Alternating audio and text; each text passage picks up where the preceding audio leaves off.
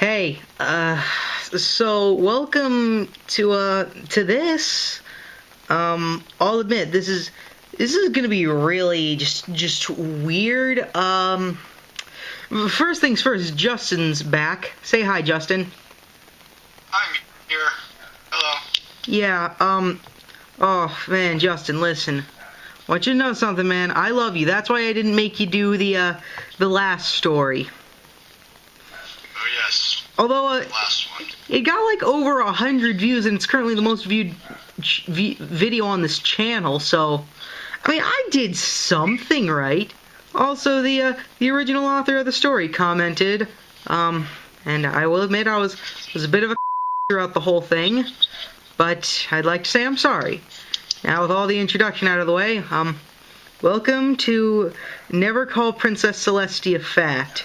This is a My Little Pony fan fiction. Now, first of all, I want to say something. I used to be a brony. Now, I'm still a brony, but not the way I used to be. I used to be like a super, like, high, like, just cringe god, okay? I would do all the shipping, read all the fan fictions, unironically, alone, on a Saturday night. And now, to make up for my sins, I read fan fiction ironically with my friend, which is Justin. So, alright, my sins are off my back. Let's go. If you haven't read the description, go read it before you read this, please. Hold on. I don't, oh wait, here it is. A troll fic to make fun of the NLR and Solar Empire. Okay, so this is a troll fic, so it's not going to be that. It might be bad, actually. Gordon Ramsay and the Curse of the Overcooked Steak was a troll fic. But... Oh yes, I remember that one. Yes, I remember. You know, if I had the talent and enough time, I would probably completely animate that story. But Holy would be great. Yeah, it would. Alright. Never Call Princess Celestia Fat. It was a beautiful day in Canterlot. The birds were singing, the sun was shining, and all the ponies in the kingdom seemed happy as they could be. All of them, that is, except for one. Princess Celestia sat on the balcony of her private chambers looking down upon Canterlot, wondering just who it was who had teleported her phonograph into her room and played the most inappropriate song. Something along the lines of, "I don't want her, you can have her, she's too fat for me." So, actually, there used to be a link here, but now the link is dead, but I know someone who owed me a favor, and what was that? Don't worry about it. Alright, don't try and blow up America. That's the place where you live. Alright, but I knew a guy, and he owed me a favor, and I called in that favor, and what I asked was if he could, using that quote right there, find out what it was, what the song was. And this is what he gave back to me. I haven't listened to it, so Justin, you and I are going to be, this is the first time we're going to hear this, so are you ready? I have no idea what's on this. Fun. Alright, let's go. This goes out to all the sexy people in the house. Here's a little ditty, you can sing it right away. Now here's what you say, so sing it while you may. Here's a little jingle, you can sing it night or noon. Now here's a word, that's all you need, cause I just sang it too. Oh, I don't want her, you can have her, she's too fat for me. She's too fat for me, much too fat for me. Oh, I don't want her, you can have her, she's too fat for me. She's too fat, she's too fat, she's too fat for me. She's a twosome, she's a foursome. If she'd lose some, I would like her for some. I don't want her, you can have her, she's too fat for me. She's too fat for me, much too fat for me. Brother, I don't want her, you can have her, she's too fat for me. She's too fat, she's too fat, she's too fat for me. Can she climb top of a hill? No, no, no, no, no. Can she dance a quadrille? thrill. No, no, no, no, no. Can she fit in my coop? By herself she's a brute. Could she possibly sit upon my knee? No, no, no. Take it, Frank. There's a little Cleveland style for you. How'd you like me now? Going back to Farmer Town, baby. A little 50 goods and fleet.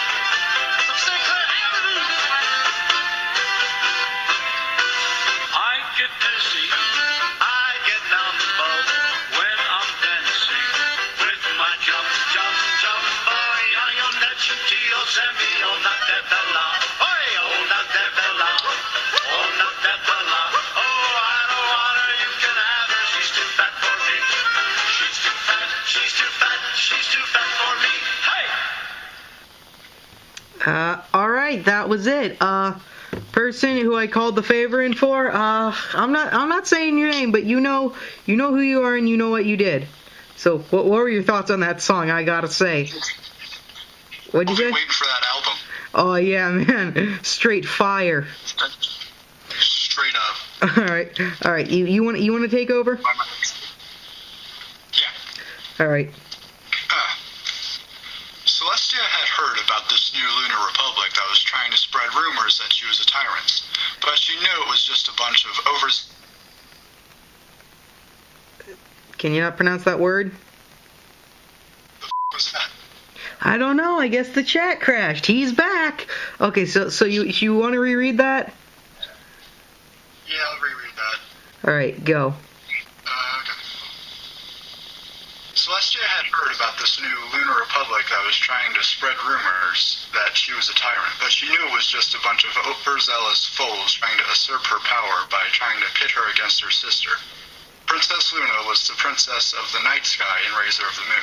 However, 1,000 years ago, she had succumbed to her darkest feelings and became a mare known as Nightmare Moon. Nightmare Moon had only wanted one thing, eternal night. In her quest to obtain everlasting night, she gathered a group of followers and attempted to overthrow Celestia. This group was known as the Lunar Republic. However, once the rebellion was quashed by Nightmare Moon, was quashed and Nightmare Moon banished to the moon, the Lunar Republic were captured and punished. This, of course, gave Princess Celestia a few enemies who spread it around Equestria that the princess was a tyrannical ruler who would banish any pony to the moon or kill them if they offended her even the tiniest bit. Celestia sighed at this memory. Even her most faithful student, Violet Sparkle, was afraid of her teacher.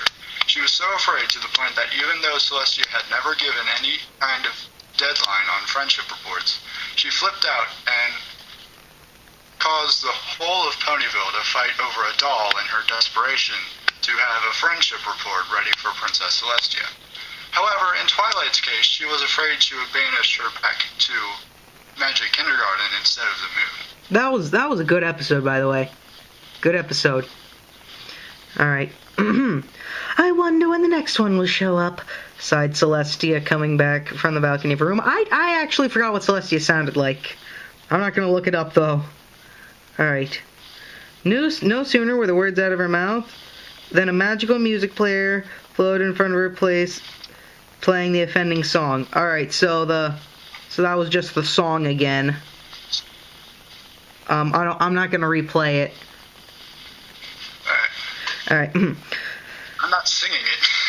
I don't want her, you can have her, she's too fat for me. Way too fat for me, oh, much too fat for me. Her left temple twitched in annoyance. Her horn glowed with magic, and with a comical crunch, the music player was smashed in Celestia's aura. Celestia then headed back to the balcony and yelled for all of Canterlot to hear.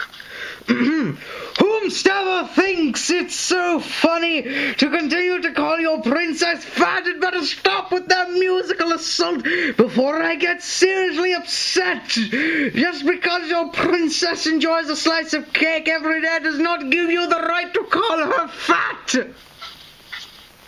That was pretty great. Yeah. Celestia then went back inside to a massive surprise. 10 phonographs suddenly appeared before her, each of them playing the fat polka. The Absurd! Celestia screeched, flying out of the castle into the center of Canterlot, tears of fury running down her face. You think it's so funny to call me fat? Fine then, let's see how funny it is when you all have to show up to Canterlot Castle in 2 hours. Each of you will be given a truth-telling potion, and when I find out just who is calling me fat, you will see just truly how unpleasant your princess can be, ordered Celestia, teleporting the whole of Canterlot into the dungeons to wait for 2 hours until she began to question them. A few hours later, Celestia had 20 ponies in front of her. Each one of them had a banana shoved up their and were tied up. Also, it was obvious that they had also been... Wow, that took... Oh, okay, you know what? No, this sounds too painful. Do you want me to take over before the pain kills you? Are you sure? Hey man, I read that last story, okay? Nothing really phases me anymore. I know, I kind of feel bad for you, like, I can get this one. Don't feel bad for me. Alright, man. Okay, are you sure you want to go on with this? Hey, video chat crashed again. I need to figure out what's wrong with my internet. But we're almost done. Alright. So you're doing this. I'm doing this? Alright. Okay.